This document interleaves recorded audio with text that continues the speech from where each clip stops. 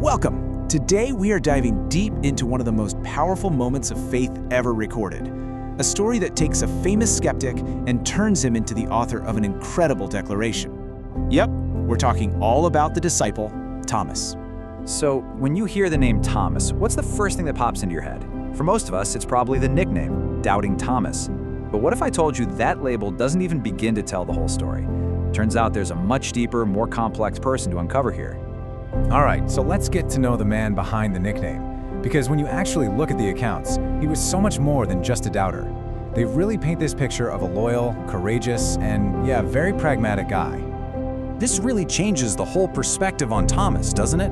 I mean, historical accounts show him being incredibly loyal, even courageous. It suggests his demand for proof wasn't just some random act of disbelief, but it was, the way a practical mind works. And this is a big one. He wasn't even the only disciple who was skeptical at first. And this is where we get to the core of the conflict. On one side, you have the other disciples, and they're making this absolutely extraordinary claim. The Greek they use here, it implies this lasting, life-changing experience. But on the other side, you've got Thomas, who needs real, tangible, physical evidence. For him, seeing truly was believing. So, a whole week goes by. Can you imagine the tension? And then, Jesus appears again. Only this time, Thomas is in the room. This right here is the setup for the pivotal moment of the entire story. Everything's about to change.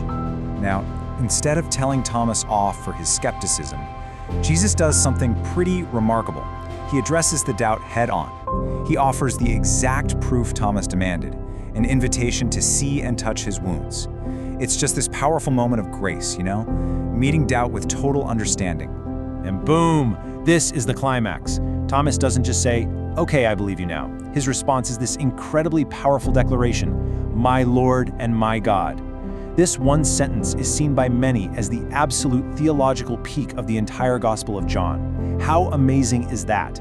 The biggest doubter makes the biggest statement of faith. Okay, we have to unpack this declaration because those 5 words, "My Lord and my God," were not just some casual exclamation like we might say today. In the context of his first century Jewish tradition, this statement was an absolute theological bombshell. Let's start with that first word, Kyrios, or Lord. This wasn't just a term of respect, like calling someone sir.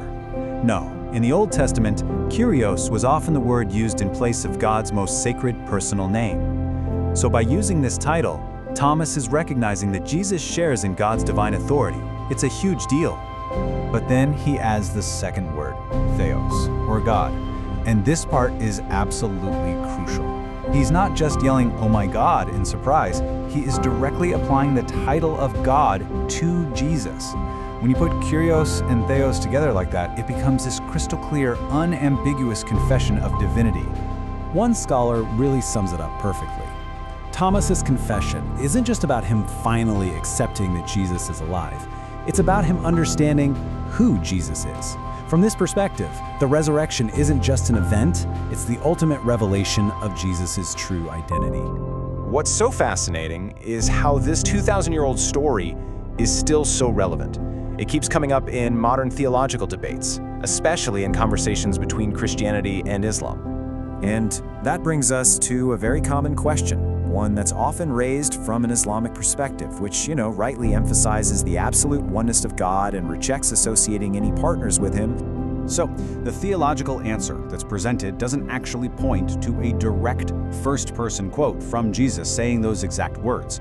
Instead, it argues that the answer is found implicitly, right here, in the interaction between Jesus and Thomas. Okay, so the argument is laid out like this.